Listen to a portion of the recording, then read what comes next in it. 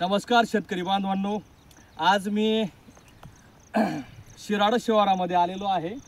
शिंदखेडा तालुक्यामधील शिराड गाव आहे। तेथील हे आता शेतकरी दादा आहेत, त्यांचे नाव श्री दगडू अण्णा पाटील। हे यांनी झेंडू या फुलाची लागवड केलेली आहे आणि आपण सविस्तर माहिती त्यांच्याकडून जाणून घेणार आहोत। कारण आपण आपल्या परिसरामध्ये नेहमी बघत असतो की कापसाची लागवड होत असते, मोठ्या प्रमाणावर मकाची लागवड यावर्षी झालेली आहे। परंतु त्या पिकांना फाटा देत त्यांनी या एक उत्कृष्ट अशा जातीचं कुठल्या जातीचं फूल आहे? गंधमुखी या जातीचं फूल त्यांनी लागवड केलेली आहे। आणि जवळजवळ त्या 3 वर्षापासून तुम्ही लावतात ना, तर 3 वर्षापासून हे फूल ते लावत आहेत। तरी आपण त्यांच्याकडून आज जाणून घेणार आहोत की कापूस आणि या फुलामध्ये फरक काय आहे, नेमकं खर्च आणि जे आपल्याला राहतं ते गणित नेमकं काय आहे। तर आपण त्या नानांकडून जाणून घ्या। नाना, तुम्ही आता आम्हाला एक सांगा, ही जी लागवड केलेली आहे ही कुठल्या म्हणजे महिन्यात केलेली आहे? जून, जुलै, ऑगस्ट महिना 5 तारखेला लागवड केलेली आहे। आणि हे जे रोप आहे ते कुठून आणलं होतं बरं तुम्ही? चांदवड येथून नर्सरीमध्ये यांनी हे रोप आणलेलं आहे। खूप उत्कृष्ट पद्धतीने याला मार्केट मिळणार आहे आणि खूप छान सुगंध देखील खूप छान येतोय त्याचा। पण बघू शकतात की खूप साईज देखील खूप मोठी आहे आणि याला मार्केटमध्ये मागणी कशी मग तुमची? तुम्ही आता याची विक्री करतात तर कुठल्या पद्धतीने करतात बुवा आपण नाना? आपण आधी गुजरात मा गाडी लई गुत आपला जवळ हात विक्रीवाला आहे। बरोबर म्हणजे अर्धी गाडी तो जवळ उतारले। बरोबर पण अर्ध चलन करा कुठं लगेच गुजरात लई जा।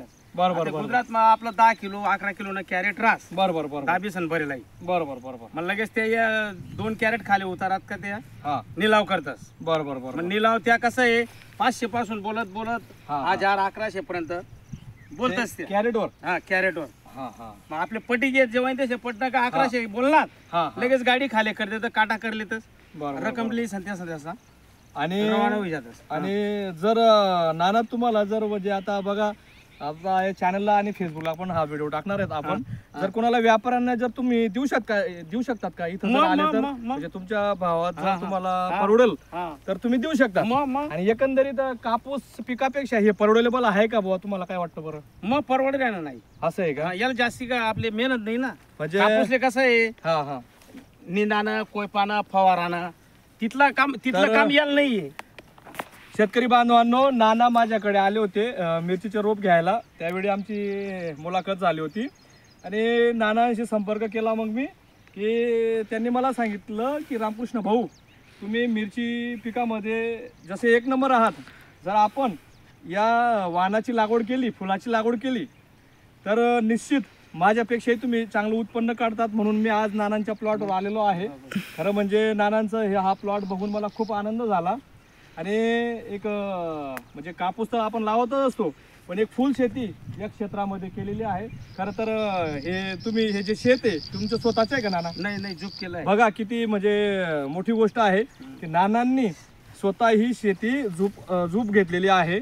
आपण तर बघतो कितीतरी गणिते आहेत की स्वतःची शेती आज परवडत नाही, परंतु नानांनी एक असं दाखवून दिलेलं आहे की झूपने शेती करतात नाना, म्हणजे भाडेतत्वावर फुल लागवड करतात आणि ते त्यांना परवडेबल झालेलं आहे।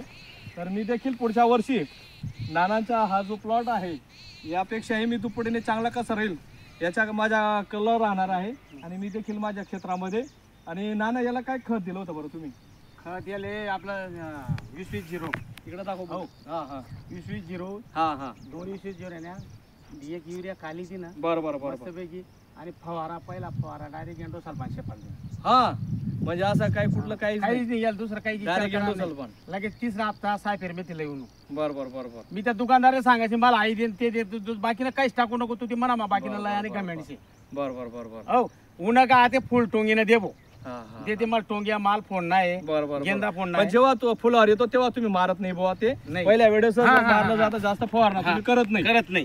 फक्त जेव्हा फुल येत नाही तेव्हा तुम्ही तो फवारा मारत असतात। आणि म्हणजे गिरायकाला देखील ते व्हायला नको बुवा, ते नुकसान व्हायला नको म्हणजे नानांचे असं म्हणणं आहे शेतकरी बांधवांनो की ज्या वेळेस फुलावर येत राहतं बुवा हे झाड, जेव्हा ते फुलं काढण्याच्या अगोदर ती फवारणी केली जाते, पण जेव्हा फुलं येतात त्यावेळेस फवारणी पूर्ण बंद केली जाते। म्हणून उत्कृष्ट त्याला मागणी असते। तर नानांचं फुल हे शिराळे गावामधून थेट गुजरात, अंकलेश्वर, सुरत, नवसारी या क्षेत्रामध्ये परत आता नानांच्या पुण्याकडे जाण्याची शक्यता आहे. 2-3 व्यापाऱ्यांचे फोन आलेले आहेत. तर तुम्ही भविष्यामध्ये हे आणखी वाढवणार आहेत का नाना? मग ठीक आहे. धन्यवाद मित्रांनो. दाखवून दे भाऊ, हा प्लॉट दाखव पूर्ण.